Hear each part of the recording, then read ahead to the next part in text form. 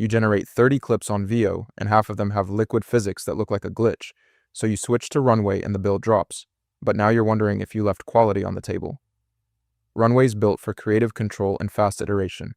Veo's built for raw, one-shot quality. So which one actually earns your monthly subscription? Test 1 is output quality, and this one costs you real money when it goes wrong. You send a clip to a client, the liquid in the shot moves like it's possessed, and now you're regenerating from scratch. So I wanted to see how a published leaderboard score versus community-reported realism actually hold up when the output has to ship.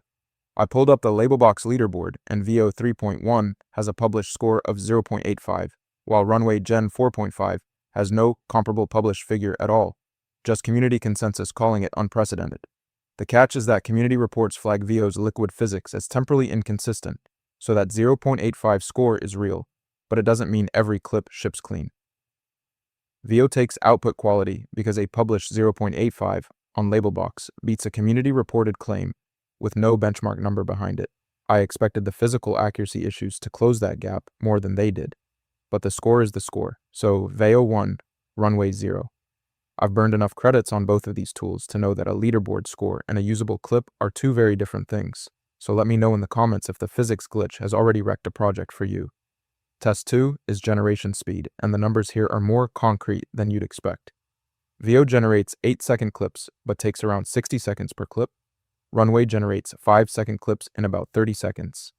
And that sounds close until you're doing 20 iterations in a session, and you've spent an extra 10 minutes just waiting. When you normalize by output, Runway runs at roughly 6 seconds of generation per second of finished video, and Veo runs at about 7.5, so Veo gives you longer clips natively, which is a real advantage, but per unit of finished footage, Runway is faster, and that compounds hard across a full iteration session. Runway takes generation speed, because 6 seconds per second of finished footage beats 7.5. One of the biggest problems I run into when using AI agents is turning their output into YouTube content I can actually use to market my product. That's why this video is sponsored by Subscriber, a tool that helps business owners connect their AI agents to YouTube and market their products without spending 10 hours every week creating content. You can connect Claude or ChatGPT directly to Subscriber. It then analyzes your business, website, and YouTube channel to help you create SEO-optimized video ideas, scripts, thumbnails, and even complete videos that actually match your brand.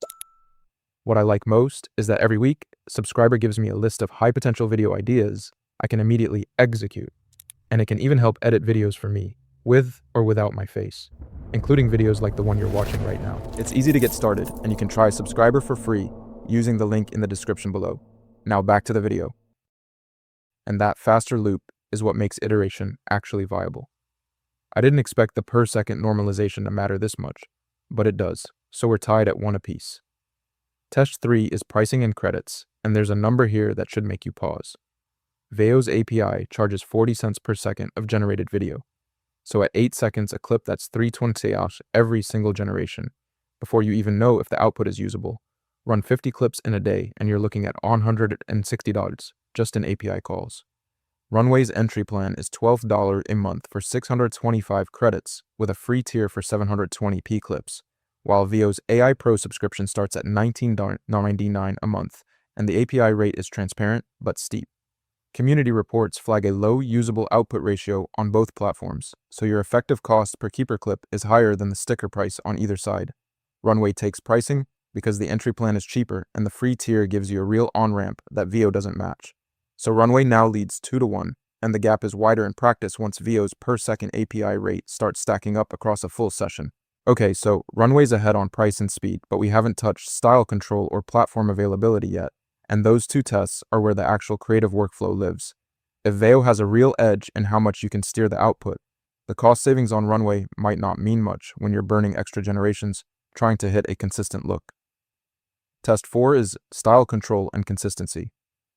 A freelancer shipping a 5-clip brand video needs every scene to match the same color grade and character look. And if the tool can't hold that consistency across clips, you're spending hours in post trying to glue together shots that were never meant to match. I had to run this one twice to believe it.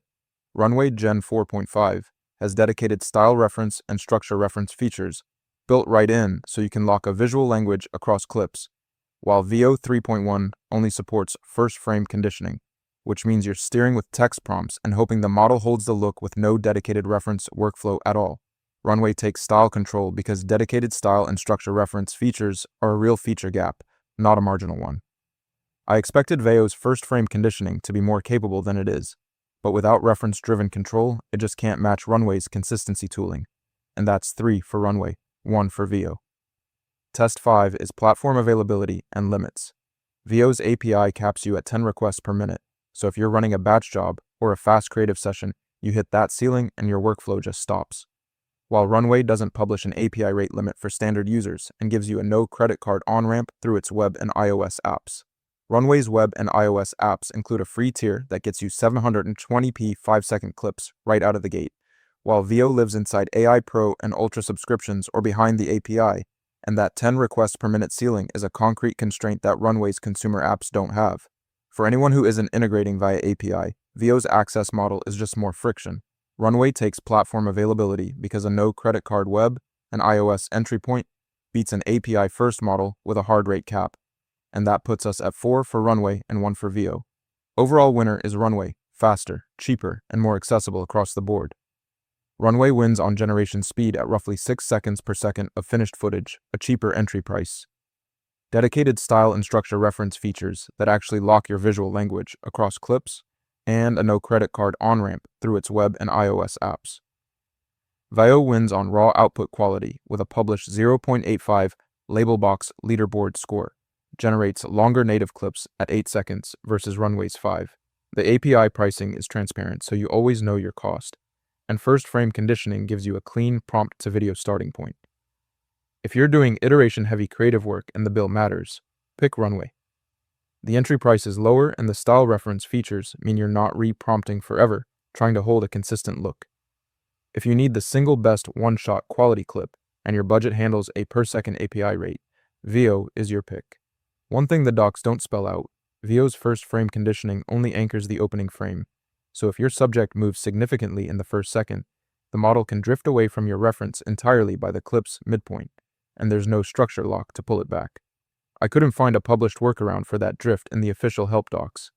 If you want to see how Veo stacks up against another strong competitor on pure cost, I ran the same kind of breakdown in Kling versus Veo 3. Which is cheaper? And the answer there is way less obvious than you'd think. That video is right here.